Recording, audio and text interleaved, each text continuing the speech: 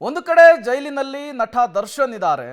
ಬೇಲಿಗೋಸ್ಕರ ಅವರು ಎದುರು ನೋಡ್ತಾ ಇದ್ದಾರೆ.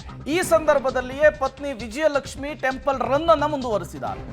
ಗಂಡನ ಬಿಡುಗಡೆಗಾಗಿ ಪತ್ನಿ ವಿಜಯಲಕ್ಷ್ಮಿ ಮತ್ತೆ ದೇವರ ಮೊರೆ ಹೋಗಿದ್ದಾರೆ. ನಿನ್ನೆ ಅಮಾವಾಸ್ಯೆಯ ಪ್ರಯುಕ್ತ ಬನಶಂಕರಿ ದೇವಸ್ಥಾನಕ್ಕೆ ಭೇಟಿ ಕೊಟ್ಟಿದ್ದಾರೆ. ಪತಿ ಬಿಡುಗಡೆಗಾಗಿ ಶಕ್ತಿ ದೇವತೆಗಳ ಮೊರೆ ಹೋಗಿದ್ದಾರೆ ಧರ್ಮಪತ್ನಿ. ಕಳೆದ ವಾರ ಕೊಲ್ಲೂರಿನಲ್ಲಿ ಚಂಡಿಕಾ ಯಾಗವನ್ನು ನಡೆಸಿದ್ರು ವಿಜಯಲಕ್ಷ್ಮಿ ಅವರು. ಈಗ ಅವರ ಟೆಂಪಲ್ ರನ್ ಮುಂದುವರೆದಿದೆ. ಒಂದು ಕಡೆ ಮನೆ ಊಟದ ಅರ್ಜಿ ಕೂಡ ವಜಾ ಆಯಿತು. ಈಗ ಇನ್ನೇನು ಕೆಲವೇ ದಿನಗಳಲ್ಲಿ ಈ ಮಂತ್ನ ಕೊನೆಯಲ್ಲಿ ದೋಷಾರೋಪ ಪಟ್ಟಿ ಸಲ್ಲಿಕೆಯಾಗುವಂತಹ ಸಾಧ್ಯತೆ ಇದೆ. ಆ ದೋಷಾರೋಪ ಪಟ್ಟಿ ದರ್ಶನ್ ಅವರ ಜಾಮೀನು ಭವಿಷ್ಯವನ್ನು ನಿರ್ಧರಿಸುತ್ತೆ. ಈ ಸಂದರ್ಭದಲ್ಲಿಯೇ ದೇವರ ಮೊರೆ ಹೋಗಿದ್ದಾರೆ ದರ್ಶನ್ ಧರ್ಮಪತ್ನಿ ವಿಜಯಲಕ್ಷ್ಮಿಯವರು. ಕಾನೂನಿನ ಹೋರಾಟದಲ್ಲಿ ಜಯ ಸಿಗಲಿ, ಸಂಕಷ್ಟಗಳಿಂದ ಆದಷ್ಟು ಬೇಗ ದರ್ಶನ್ ಪಾರಾಗ್ಲಿ ಅಂಥೇಳಿ ಈಗ ದರ್ಶನ್ ಧರ್ಮಪತ್ನಿ ವಿಜಯಲಕ್ಷ್ಮಿ ಅವರು ದೇಗುಲ ಯಾತ್ರೆಯನ್ನು ಮುಂದುವರೆಸಿದ್ದಾರೆ.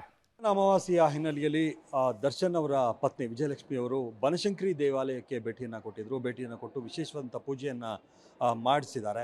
ಈಗ ನಮ್ಮ ಜೊತೆಗೆ ಇಲ್ಲಿನ ಅರ್ಚಕರಿದ್ದಾರೆ, ರಾಜು ಅರ್ಚಕರು, ಅವ್ರನ್ನ ಮಾತನಾಡಿಸ್ತಾ ಹೋಗ್ತೀನಿ. ಸರ್ ನಮಸ್ಕಾರ. ಎಷ್ಟು ಗಂಟೆಗೆ ಬಂದಿದ್ರು? ಯಾವ ಥರದ ಪೂಜೆ? ನಿನ್ನೆ ಸರಿಸುಮಾರು ಸಂಜೆ 7 ಗಂಟೆ ಅಥವಾ 8 ಗಂಟೆ ಮಧ್ಯದಲ್ಲಿ ಬಂದಿದ್ದರು. ಬಂದು ಅವರು ಅವ್ರ ಫ್ರೆಂಡ್ ಅವ್ರ ಜೊತೆಯಲ್ಲಿ ಇನ್ನೊಬ್ಬರು ಬಂದಿದ್ದರು. ಸರಿ ಬಂದು ದೇವಿಯಲ್ಲಿ ಪ್ರಾರ್ಥನೆ ಮಾಡಿಕೊಂಡು ಅವರ ಕುಟುಂಬದ ಹೆಸರಿನಲ್ಲಿ ಅರ್ಚನೆಯನ್ನು ಮಾಡಿಸಿ ದೇವಿಯ ಪ್ರಸಾದವನ್ನು ತಗೊಂಡು ಹೊರಟರು.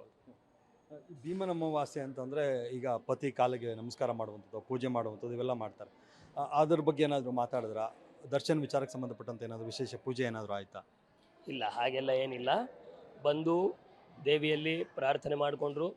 ಬರುವಂಥ ಎಲ್ಲ ಭಕ್ತಾದಿಗಳ ಹಾಗೆ, ಸಾಮಾನ್ಯ ಭಕ್ತಾದಿಗಳ ಹಾಗೆ ಬಂದು ಅವರ ಪೂಜೆಯನ್ನು ಸಲ್ಲಿಸಿಕೊಂಡು ದೇವಿಯಲ್ಲಿ ಪ್ರಾರ್ಥನೆ ಮಾಡಿಕೊಂಡು ಪ್ರಸಾದವನ್ನು ಸ್ವೀಕರಿಸಿ ಹೊರಟರು.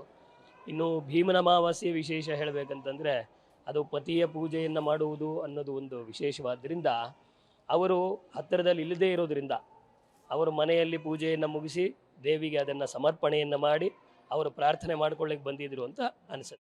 ಈ ಸಂಕಲ್ಪ ಪೂಜೆ ಆ ಥರದ್ದು ಮಾಡಿಸಿದ್ರು ಅಂತ. ಏನದು ಸಂಕಲ್ಪ ಪೂಜೆ ಅಂತ? ಸಂಕಲ್ಪ ಅಂತಂದರೆ ತಮ್ಮ ಕುಟುಂಬದವರ ಹೆಸರನ್ನು ಹೇಳಿ ಎಲ್ಲರಿಗೂ ಕ್ಷೇಮ, ಸ್ಥೈರ್ಯ, ವಿಜಯ, ವೀರ್ಯ, ಅಭಯ, ಆಯು, ಆರೋಗ್ಯ ಇವೆಲ್ಲ ಪ್ರಾಪ್ತಿಯಾಗಲಿ ಅಂತ ಹೇಳಿ ದೇವಿಯಲ್ಲಿ ಪ್ರಾರ್ಥನೆ ಮಾಡುವಂಥದ್ದು. ಸಂಕಲ್ಪ ಮಾಡಿಸೋದು ಅಂತಂದರೆ ಅದು ಎಲ್ಲ ರೀತಿಯಲ್ಲೂ ಎಲ್ಲರಿಗೂ ಉಪಯುಕ್ತವಾದಂಥದ್ದು. ಯಾಕೆ ಅಂತಂದರೆ ಈಗಿನ ಕಾಲದಲ್ಲಿ ಪ್ರತಿಯೊಬ್ಬ ಮನುಷ್ಯನಲ್ಲೂ ಏನೋ ಒಂದು ಕಳಂಕ, ಏನೋ ಒಂದು ಯೋಚನೆ, ಕಷ್ಟಗಳು, ನಷ್ಟಗಳು ಇವೆಲ್ಲ ಇರೋದನ್ನು ಪರಿಹಾರ ಮಾಡ್ಕೊಳ್ಳೋದಕ್ಕೋಸ್ಕರ ಶಕ್ತಿ ದೇವಿಯಲ್ಲಿ ಬಂದು ಪ್ರಾರ್ಥನೆ ಮಾಡೋದು ವಾಡಿಕೆ. ಅಂದರೆ ಗೊತ್ತಿತ್ತಾ ಸ್ವಾಮಿಗಳ ನಿಮಗೆ? ಅಂದರೆ ಅವರು ಬರ್ತಾರೆ, ವಿಜಯಲಕ್ಷ್ಮಿ ಅವರು ಪೂಜೆಗೆ ಬರ್ತಾರೆ, ಆ ಥರದ್ದು ಏನಾದರೂ ಮಾಹಿತಿ ಇತ್ತಾ ನಿಮಗೆ? ಇಲ್ಲ ಸಡನ್ನಾಗಿ ಬಂದ್ರ? ಇಲ್ಲ, ಮಾಹಿತಿ ಏನು ಕೊಟ್ಟಿಲ್ಲ. ದೇವಿಯ ದರ್ಶನ ಮಾಡೋದಕ್ಕೆ ತಾವಾಗಿ ಬಂದರು, ದರ್ಶನ ಮಾಡಿಕೊಂಡ್ರು, ನಾವು ಪ್ರಸಾದವನ್ನು ಕೊಟ್ವಿ, ಸ್ವೀಕರಿಸ್ಕೊಂಡು ಹೊರಟರು. ಅಷ್ಟು ಬಿಟ್ಟರೆ ಬೇರೆ ಇನ್ನೇನಿಲ್ಲ. ಏನಾದರೂ ಮುಂದಿನ ದಿನಗಳಲ್ಲಿ ವಿಶೇಷವಾದಂಥ ಪೂಜೆ ಬಗ್ಗೆ ಏನಾದರೂ ಮಾತನಾಡಿದ್ರೆ ಏನಾದರೂ? ಇಲ್ಲ, ಅದ್ರ ಬಗ್ಗೆ ಏನೂ ಮಾತಾಡಲಿಲ್ಲ.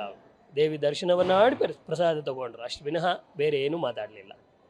Thank you. ಹಾಗೆ ಓಕೆ, ಇದು ರಾಜು ಅರ್ಚಕರು ಹೇಳ್ತಾ ಇರುವಂಥದ್ದು. ಅಂದರೆ ವಿಶೇಷವಾದಂಥ ಪೂಜೆ ಅನ್ನೋದೇನಿಲ್ಲ, ಆದರೆ ಭೀಮನ ಅಮಾವಾಸ್ಯೆಯ ಹಿನ್ನೆಲೆಯಲ್ಲಿ ದೇವಾಲಯಕ್ಕೆ ಬಂದು ಅವರು ಅಲ್ಲಿ ಅಂದರೆ ಮನೆಯಲ್ಲಿ ಮಾಡಿದಂಥ ಪೂಜೆ ಮಾಡಿದಂಥದ್ದು ಮತ್ತು ಇಲ್ಲಿ ದೇವಿಗೆ ಸಮರ್ಪಣೆ ಮಾಡುವಂಥ ಕೆಲಸವನ್ನು ಮಾಡಿದರು. ಸಂಕಲ್ಪ ಮಾಡುವಂಥ ಕೆಲಸವನ್ನು ಕೂಡ ಮಾಡಿದ್ದಾರೆ. ಹಾಗೆ ಮನೆಯವರ ಎಲ್ಲರ ಹೆಸರಲ್ಲೂ ಕೂಡ ಅರ್ಚನೆಯನ್ನು ಮಾಡಿಸಿದ್ರು ಅನ್ನುವಂಥ ಮಾತನ್ನು ಅವರು ಹೇಳ್ತಾ ಇರುವಂಥದ್ದು. ಕ್ಯಾಮ್ರಾ ಪರ್ಸನ್ ಅಕ್ಷಯ್ ಜೊತೆಗೆ ಮಾದೇಶ್ ಆನೇಕಲ್, ಪಬ್ಲಿಕ್ ಟಿವಿ, ಬೆಂಗಳೂರು.